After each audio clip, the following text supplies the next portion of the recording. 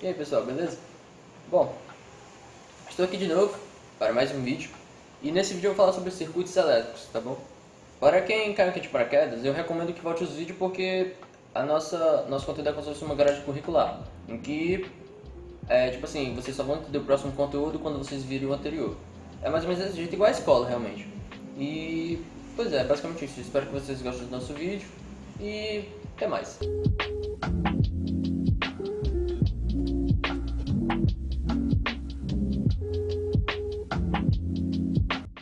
Bom pessoal, é nesse vídeo, certo, nós iremos falar sobre o circuito elétrico. E o circuito elétrico ele nada mais é do que um circuito fechado em que ele irá se encerrar onde começou, certo? No mesmo ponto. E nele possui componentes que irão facilitar ou até mesmo permitir, né, a passagem do fluxo elétrico. Como vocês podem ver aqui no circuito 1, nós temos a fonte, certo? Os condutores e a carga.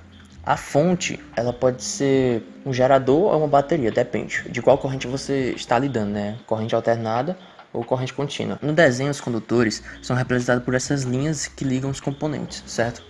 E como vocês podem ver, eles se encerram onde se iniciou. E a carga, bom, eu usei a simbologia de uma lâmpada para representar mesmo, para ter um exemplo. Que a sua simbologia é essa, é um círculo com um X no meio. E, bom, vocês podem ver tá, o circuito 1. Já vindo aqui para o circuito 2, foi adicionado um novo componente, que é a resistência. A resistência ela tem basicamente duas funções. A primeira delas, que é de diminuir o fluxo elétrico, certo? Ou seja, digamos que a fonte esteja oferecendo um fluxo elétrico maior do que o que a carga pode suportar. Em vez de você ter que mudar sua fonte, o que daria mais trabalho, você simplesmente irá adicionar uma resistência ao seu circuito elétrico. Assim você irá diminuir o fluxo elétrico, né? E dessa maneira a carga irá receber uma quantia de fluxo que ela possa operar. Porque, por exemplo, para ela não acabar dando um problema, como acabar queimando e tal, do tipo, né? Superaquecer demais e tal. Pois é. E a sua segunda função é a seguinte: enquanto ela está impedindo, fica meio que, digamos, entre aspas, armazenado um fluxo elétrico nela, certo? Porque, como ela diminui, alguns ficam. E dessa maneira ela acaba esquentando. E, bom, esquentando gera calor, e calor gera energia térmica. Bom, assim, uma das coisas do nosso cotidiano que basicamente depende de uma resistência e que nós usamos, assim, não digo várias vezes por dia, mas pelo menos uma ou duas vezes por semana, é simplesmente o ferro de passar roupa. Aquilo nada mais é do que se baseando nesse princípio de que passa uma resistência, passa um fluxo elétrico pela resistência, a resistência irá aquecer e ali o aquecimento, né, aquela energia térmica, vai para o ferro de passar. E assim você passa na sua roupa e tira meio que o aspecto de dobrado dela, né? Já vindo aqui para o circuito 3, foi adicionado uma outra coisa, uma segunda carga. Esse circuito 3 nós chamamos de circuito em série, porque elas estão ligadas em série, né? Tipo, uma após a outra. Quando uma se encerra, já se inicia na outra. Esse é basicamente o contexto de circuito em série. E assim, o circuito em série tem uma coisa bastante peculiar, que é o quê? O valor de corrente que saiu da fonte será o mesmo que irá retornar, né? Ou seja, a corrente permanece a mesma no circuito em série. Porém, a cada carga que ela passar, a sua tensão irá diminuir.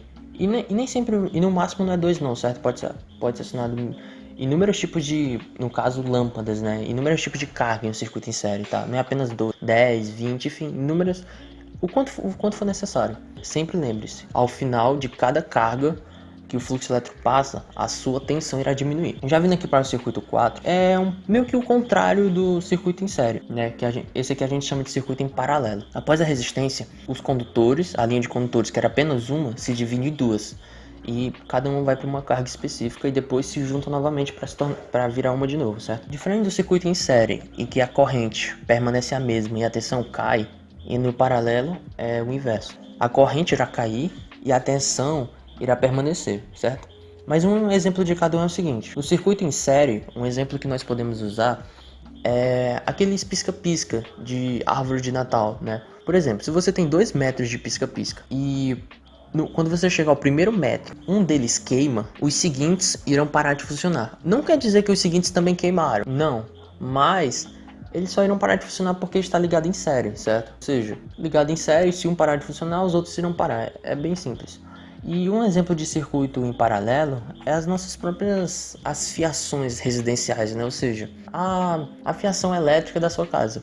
Porque como a corrente cai e a tensão é a mesma, ou seja, em cada tomada que tem em sua casa está chegando a energia da sua rede. Ou seja, se você mora em São Paulo, na região mais sudeste é 110, mas aqui é 220, certo? E no Nordeste.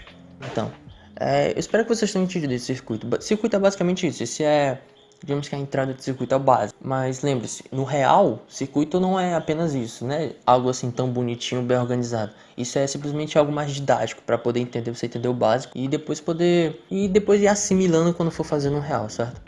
Mas pessoal, é simplesmente isso. Eu espero que vocês tenham entendido.